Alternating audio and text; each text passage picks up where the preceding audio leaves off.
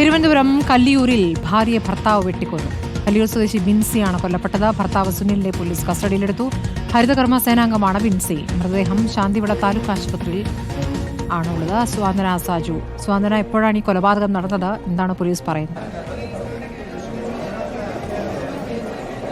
സ്മൃതി, വളരെ ദാരുണമായൊരു സംഭവം തന്നെയാണ് തിരുവനന്തപുരം കല്ലിയൂരിൽ ഉണ്ടായിരിക്കുന്നത്. 34-കാരിയായ ബിൻസി എന്ന യുവതിയാണ് അവരുടെ ഭർത്താവ് തന്നെ വെട്ടിക്കൊന്നിരിക്കുന്നു എന്നുള്ള ഒരു വിവരങ്ങളാണ് ഇപ്പോൾ പുറത്തു വരുന്നത്. ഭർത്താവായ സുനിലിനെ ഇപ്പോൾ നിയമം പോലീസ് കസ്റ്റഡിയിൽ എടുത്തിട്ടുണ്ട്. നമ്മളിപ്പോൾ ഉള്ള ശാന്തിവിള താലൂക്ക് ആശുപത്രിയിലാണ്. ഇവിടെയാണ് ബിൻസിയുടെ മൃതദേഹം ഉള്ളത്. രാവിലെ അവരെ നാട്ടുകാരെല്ലാം കൂടി ചേർന്ന് ഈ ഹോസ്പിറ്റലിലേക്കാണ് കൊണ്ടുവരുന്നത്. ഇവർക്ക് 2 ചെറിയ കുഞ്ഞുങ്ങളാണ് ഉള്ളത്. ഈ സംഭവം അറിയുന്നത് തൊട്ടടുത്ത വീട്ടിലെ കുട്ടികൾ ഈ വീട്ടിലുള്ള കുട്ടികളെ കളിക്കാനായിട്ട് അവിടേക്ക് വരികയായിരുന്നു. അപ്പോൾ ഈ കുഞ്ഞുങ്ങളെ അവിടെ കണ്ടില്ല. പക്ഷേ ബിൻസി അവിടെ കിടക്കുന്നത് കാണുകയായിരുന്നു, രക്തത്തിൽ കുളിച്ച് കിടക്കുകയായിരുന്നു. അങ്ങനെ അവരാണ് തൊട്ടടുത്തുള്ള ആളുകളെയൊക്കെ അറിയിച്ചത്. അങ്ങനെയാണ് നാട്ടുകാരൊക്കെ തന്നെയും ചേർന്ന് ഇവിടേക്ക് എത്തുകയും പരിശോധിക്കുകയും ചെയ്യുന്നത്. അപ്പോഴാണ് ഇവർ രക്തത്തിൽ കുളിച്ച് കിടക്കുന്ന കാഴ്ച കണ്ടത്. അവർ തറയിൽ കിടക്കുന്ന ഒരവസ്ഥയിലായിരുന്നു അത് പായിൽ കിടക്കുകയായിരുന്നു എന്നാണ് ഇവിടെ ആ സമയത്ത് ഉണ്ടായിരുന്ന ദൃക്സാക്ഷികൾ നമ്മളോട് വ്യക്തമാക്കിയിരിക്കുന്നത്. കമന്ന് കിടക്കുന്ന അവസ്ഥയിലായിരുന്നു. പക്ഷെ മരിച്ചു എന്നുള്ള കാര്യം ആർക്കും അറിയില്ലായിരുന്നു. പിന്നീടാണ് ഇവരുടെ ഭർത്താവിനെ അന്വേഷിക്കുന്നത്. ഭർത്താവിനെ അന്വേഷിച്ചപ്പോൾ തൊട്ടടുത്തുള്ള ഒരു സ്ഥലത്ത് തന്നെ ഇയാൾ ഉണ്ടായിരുന്നു. അങ്ങനെ അയാളും കൂടി ചേർന്നാണ് ആശുപത്രിയിലേക്ക് ഒക്കെ തന്നെയും